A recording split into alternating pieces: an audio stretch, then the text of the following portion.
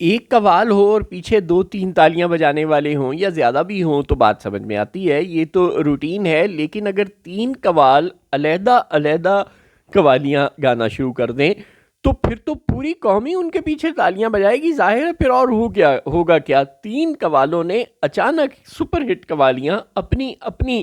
چھیڑ دی ہیں. پہلے فواد چودھری صاحب آئے، وہ ایک قوالی کر کے گئے، پھر بلاول بھٹو نے ایک 27ویں آئینی ترمیم والی قوالی کر دی، اور اب D G I S P R آ گئے ہیں. اور آئی ایس پی آر کا نغمہ تو آپ کو پتہ ہے جب ریلیز ہوتا ہے تو پھر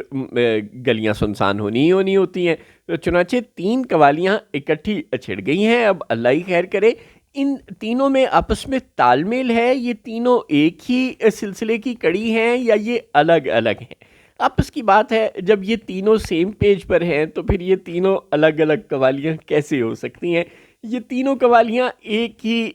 سلسلے کی کڑی ہیں. عمران خان کو پہلے سمجھایا گیا کہ ہم اب مزید پاور گریب کرنے لگے ہیں بذریعہ فواد چودھری، کہ ہم مزید طاقت کا ارتکاز کرنے لگے ہیں. پہلے بھی ہم ہی طاقتور تھے، سب کچھ ہمارے ہاتھ میں ہی تھا، اور تم نے 2.5 سال سے دیکھ لیا کہ تم قید میں تھے اور تم چوں بھی نہیں کر سکے. لیکن پہلے تو ہماری طاقت پھر بھی کوئی تھوڑی بہت صدر کے پاس، کوئی وزیر اعظم کے پاس، کوئی پارلیمنٹ کے پاس، کوئی عدالتوں کے پاس تھی. اب ہم جو رہی صحیح کسر عدالتوں میں، پارلیمنٹ میں، صدر وزیر اعظم آفس میں تھی طاقت کی، اب ہم وہ رمق بھی طاقت کی ان سے چھیننے لگے ہیں اور خود ایبسولوٹ پاور حاصل کرنے لگے ہیں. تو اب سوچ لو، اگر تم ہمارے ساتھ سمجھوتا کرتے ہو بذریعہ مولوی محمود، بذریعہ عمران اسماعیل، بذریعہ فواد چودھری، تو ٹھیک ہے. لیکن اگر تم ایسے کسی سمجھوتے پر تیار نہیں ہوتے تو پھر تمہاری مرضی، پھر تمہارا حال اور بھی برا ہوگا، چونکہ ہم تو مزید پاور گریب کرنے لگے ہیں. پہلے ان کو یہ پیغام دیا گیا، اس کے بعد آگے بلاول بھٹو صاحب مارکیٹ میں اپنے ٹویٹ کے ساتھ، اور انہوں نے قوم کو بتا دیا کہ آرٹیکل 243 تک میں ترمیم ہونے جا رہی ہے، چیف الیکشن کمشنر کی تعیناتی تک میں ترمیم ہونے جا رہی ہے، جوڈیشل مجسٹریٹ لگانے لگے ہیں، ججوں کی ان کی مرضی کے خلاف ٹرانسفر کا اختیار حاصل کرنے لگے ہیں، اور آئینی بینچ کو آئینی عدالت میں تبدیل کیا جا رہا ہے. یعنی کہ ہر وہ کام ہونے جا رہا ہے جس سے طاقت مزید اہل قوت کے ہاتھ میں چلی جائے، اور نام نہاد قسم کی لولی لنگڑی بھی اسے کہنا شاید توہین ہے جمہوریت کی، جو ایک اپرنٹ قسم کی، ایک ظاہری قسم کی جمہوریت تھی، وہ بھی ہمیشہ ہمیشہ کے لیے دفن ہو جائے.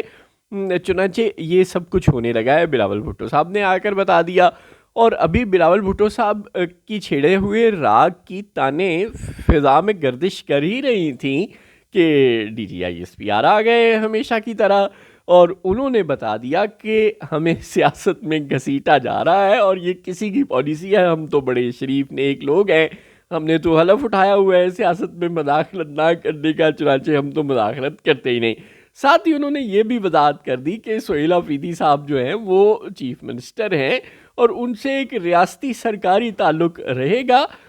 لیکن یہ اگر گورنر راج لگانا پڑا تو یہ فیصلہ پھر وفاقی حکومت کا ہوگا، ہمارا تو کوئی تعلق ہی نہیں ہے. اور ساتھ آپ کو پتہ ہے بلاول بھٹو تو پہلے ہی بتا چکے ہیں کہ وفاقی حکومت جس کے ہاتھ پہلے بھی کٹے ہوئے تھے، پہلے بھی وہ ٹنڈی ہی تھی، اور اب وہ مزید ٹنڈی ہونے جا رہی ہے. 27ویں آئینی ترمیم منظور ہوئی کہ ہوئی. چنانچہ یہ سب کچھ ایک ہی سلسلے کی کڑی ہے، چاہے وہ فواد چودھری ہوں، چاہے وہ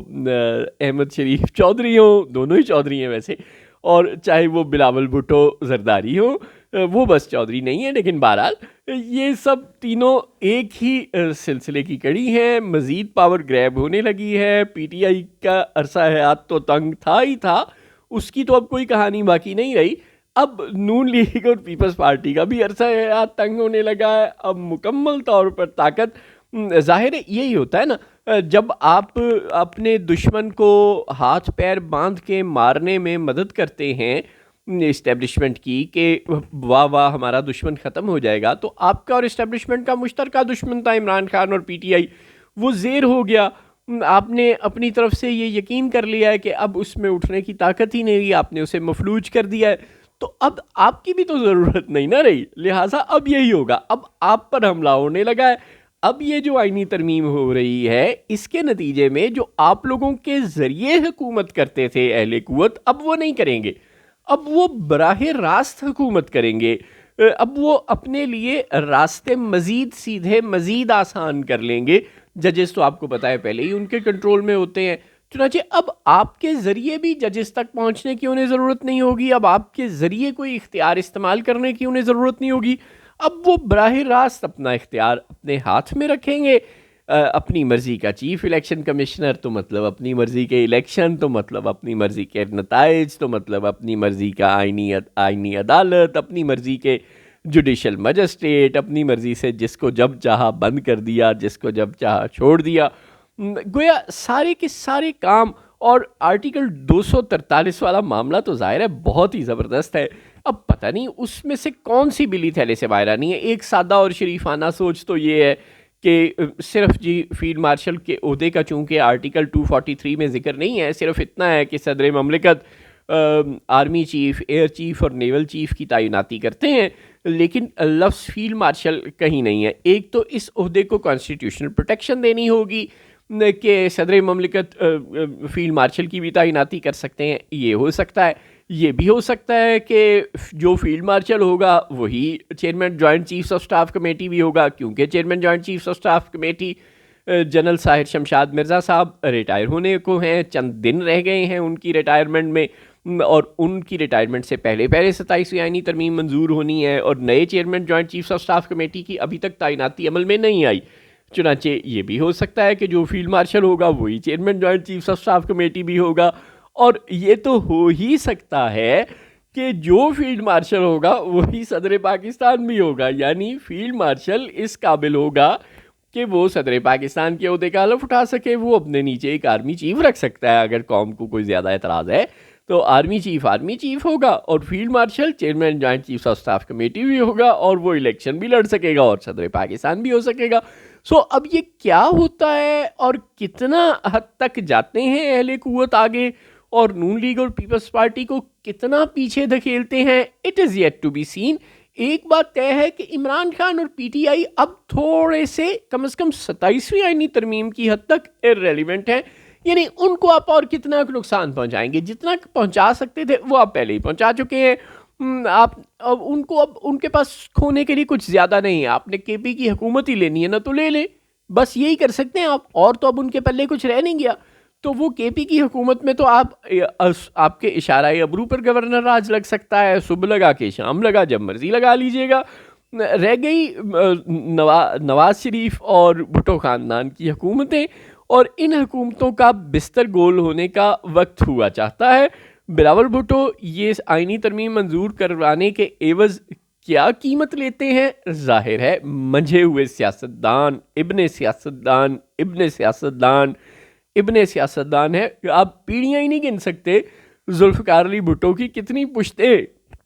ذوالفقار علی بھٹو کے باپ دادا پردادا بھی انگریزوں کے دور میں وزیر اعظم رہ چکے ہیں اور بہت کچھ رہ چکے ہیں، چنانچہ یہ تو آپ سوچیں بھی نہ کہ بلاول بھٹو یہ سودا کوئی سستا کر جائیں گے، وہ بالکل اچھی قیمت لے کے الگ ہوں گے، اور اگر پپا کی صدارت تک چھوڑ دینی پڑتی ہے تو پھر تو بہت بڑی قیمت لیں گے۔ ہاں یہ ہو سکتا ہے کہ زرداری صاحب کو کہا جائے کہ ابھی آپ سال 2 سال کے لیے اور صدر رہ لیں اور اس کے بعد یہ عہدہ چھوڑیے گا۔ اور ایک چیز آپ نے شاید نوٹس کی ہو، پہلے زرداری صاحب گھر میں ہی بیٹھے ہوئے تھے نا، یعنی ان کو بس گھر میں ہی صدر کھیل رہے تھے، وہ زیادہ سے زیادہ کراچی چلے جاتے تھے یا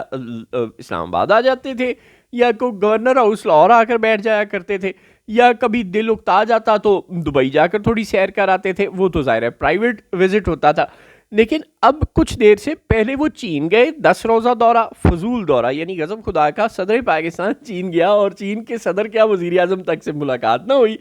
کوئی صوبوں میں دور افتادہ، جی ہاں بیجنگ گئے ہی نہیں، کوئی شنگھائی تک نہیں گئے، کسی بڑے شہر میں نہیں گئے، وہ کوئی زونگ ڈونگ چونگ پونگ قسم کے دور دراز شہروں میں کبھی ٹرینوں میں گھومتے رہے، کبھی کچھ کرتے رہے، کبھی ہسپتالوں میں گھومتے رہے، وہ اس طرح کا 10-11 روزہ دورہ کر کے آئے تھے۔ اس کے بعد انہیں ایک اور ملک کے دورے پر خامخواہ بھیج دیا، وہ بھی خامخواہ ہی تھا، اس میں سے بھی کچھ ایسا نکلا نہیں، اور اب انہیں دوحہ قطر بھیج دیا گیا ہے۔ وہاں پر بھی کوئی ایسی بڑی بات نہیں ہے کوئی عام سے دورے پہ، لیکن چلو ان کا یعنی منہ کا ذائقہ تبدیل کیا جا رہا ہے، تھوڑے سے جھولے دیے جا رہے ہیں۔ وہ کسی کو آخری وقت میں ذرا پیار شیار کر دیتے ہیں نا کہ اس کا آخری وقت ہے تو چلو اس کے ساتھ ذرا اچھا سلوک کر دیں، وہی ہو رہا ہے آصف زرداری صاحب کے ساتھ۔ غالباً کے صدر کے عہدے پر آخری دن ہے تو چلو تھوڑے سے جھولے دیتے، تو یہ جھولے دینے کے بعد اب صدر صاحب کو سریا نے ہم کو زمین پر دے مارا والی صورتحال ان کے ساتھ شاید ہو جائے۔ ہاں یہ ہو سکتا ہے کہ ابھی سال 2 سال اور انہیں جھولے دے دیے جائیں، انہیں کہیں یار آپ 2027 تک بیٹھے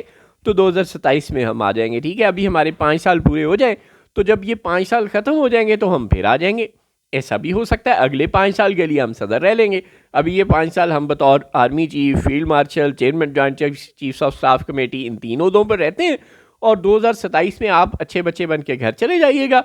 بلاول کے ساتھ کھیلیے گا اور ہم صدر پاکستان کا عہدہ سنبھال لیں گے ملک و قوم کے وسیع تر مفاد میں۔ تو اب یہ کس حد تک بلاول بھٹو اور شہباز شریف سرنڈر کرتے ہیں اور اس کی قیمت کیا لیتے ہیں؟ وزارت عظمیٰ کی کرسی شہباز شریف بلاول کے لیے خالی کرتے ہیں یا کسی چھوٹی موٹی قیمت پر بلاول راضی ہو جاتے ہیں؟ ویسے ہو سکتا ہے کہ بندوق انہیں ڈرا کر ہی راضی کر لے کیونکہ بندوق میں بڑی طاقت ہے۔ بہرحال یہ سب کچھ ہونے جا رہا ہے، اور کس حد تک ہونا ہے اس میں زیادہ دیر ہمیں لگنی نہیں ہے جاننے میں، کیونکہ نومبر میں 2 ریٹائرمنٹس ہونی ہیں، بڑی ریٹائرمنٹس۔ جسٹس امین الدین خان، پاکستان کا عظیم ترین آئینی دماغ، chairman joint chiefs of staff committee general Sahir Shamshad Mirza, یہ 2 عہدے ہیں جو نومبر میں ختم ہونے ہیں۔ جنرل ساحر نے تو 30 نومبر کو جانا ہے اور غالباً جسٹس امین الدین نے کو 30 سے بھی 1-2 روز پہلے ہی چلے جانا ہے، یا شاید 30 کو ہی انہوں نے بھی جانا ہے۔ تو چنانچہ یہ دونوں عہدے خالی ہونے سے پہلے 27ویں آئینی ترمیم منظور ہو جانی ہے، یعنی کہ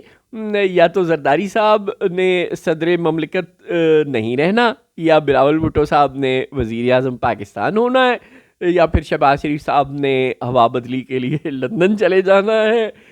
یا پھر مریم بی بی کے سر سے وزیر اعظم کا سایہ اتر کر بلاول بھٹو کے سر پر ہما بیٹھ جائے گا وزیر اعظم کا، اور مراد علی شاہ اور سندھ گورنمنٹ کی چاندنی ہو جائے گی اور پنجاب گورنمنٹ کے ساتھ سوتیلا سلوک ہونا شروع ہو جائے گا۔ اب یہ کیا ہوگا اور کس حد تک ہوگا، یا 2027 تک کا مزید وقت دیا جائے گا زرداری صاحب کو، مہلت ملے گی یا نہیں، اور بلاول بھٹو صاحب کی چاندی کا وقت شروع ہوگا یا نہیں، بس یہ دیکھنے میں تھوڑا ہی وقت باقی ہے۔